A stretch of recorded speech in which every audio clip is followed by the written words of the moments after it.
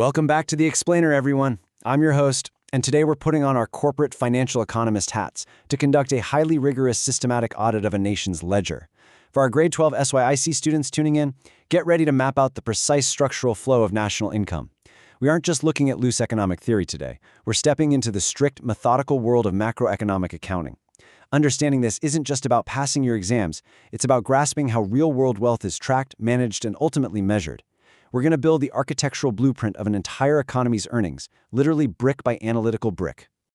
Okay, let's dive into this. Here is our roadmap for today's structural briefing. First, we'll define the baseline metric, then contrast economic theory with accounting reality, and audit the three pillars of national income: compensation, operating surplus, and mixed income. Finally, we'll run the grand aggregation to calculate the final national metric. So, starting off with Section 1, defining the metric. Before we can audit the numbers, we have to set a rigid baseline for our macroeconomic framework. Right. So here is the absolute, foundational rule of the income method. National income is calculated by adding up all the factor incomes generated in the course of producing the national product. Think of it this way. Every single unit of production in a domestic territory generates a flow of income. Whether it's agriculture, mining, heavy manufacturing, or professional services, wealth is created, and that wealth is immediately distributed to the factors that helped produce it. Our job as macroeconomic accountants is to track, categorize, and meticulously sum up every legitimate drop of that income flow.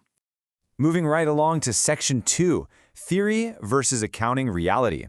To accurately track that flow, we really need to recognize where textbook economics ends and practical, real-world accounting begins. In your basic econ classes, you're taught the classic 4 factors of production, right? You've got land, labor, capital, and enterprise, which naturally yield rent, wages, interest, and profits. Beautifully simple, but actually, scratch that. In national income accounting, we completely abandon this 4-part harmony. Why? Well, because the modern economy is messy. In a lot of production activities, labor and capital are actually provided by the exact same person. We just cannot cleanly split them. So modern accounting consolidates all factor incomes into 3 highly specific structural pillars: compensation of employees, operating surplus, and mixed income. That brings us to Section 3, Pillar 1, Employee Compensation. Let's inspect the first pillar of our architectural blueprint, dealing entirely with income generated from work done for others. Now, what's really interesting about this structure is how incredibly strict the demarcations are. It's not just your base paycheck. First, we have wages and salaries in cash. So this includes your bonuses, house rent allowances, and leave travel concessions. But notice the ruthless exclusion here. Traveling allowances related to business are strictly excluded because, hey, they're a business expense, not personal income. Second, we've got supplementary labor income. This covers employer contributions to Social Security, like provident funds and gratuities. But listen closely, we strictly exclude the employee's own contribution. Why? Because that's already counted in their cash salary. Counting it again would be a massive double counting error. Finally, we account for payments in kind. Think rent-free accommodation, free medical facilities, or even creches for children. It's a highly comprehensive, heavily policed accounting of human labor value. On to Section 4, Pillar 2, Operating Surplus. Once we've fully audited labor, we move into the corporate accountant's favorite territory.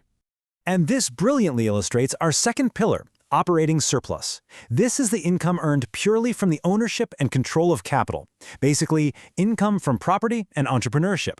It isn't just one single line item, it's a consolidated pie made up of 6 distinct slices.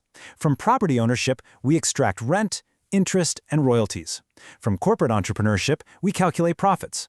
But remember, in strict accounting, profit isn't just a pile of cash in the bank. It's formally broken down into corporation tax paid to the government, dividends distributed to the shareholders, and undistributed profits retained by the firm for future growth.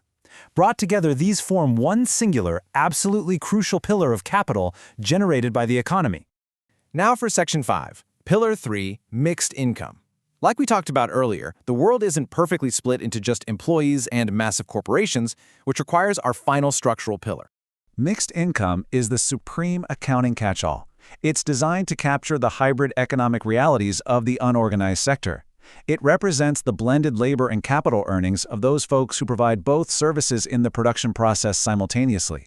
When a person is an own account worker or runs an unincorporated enterprise, it is mathematically near impossible to accurately separate the wage they pay themselves for their physical sweat from the profit they earn on their own capital investment.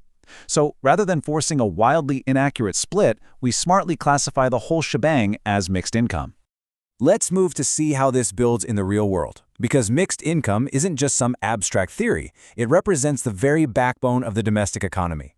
It includes the blended earnings of self-employed doctors operating a private clinic, farmers working their own land, independent plumbers, carpenters, and countless sole proprietorships, from local retail traders to transport operators.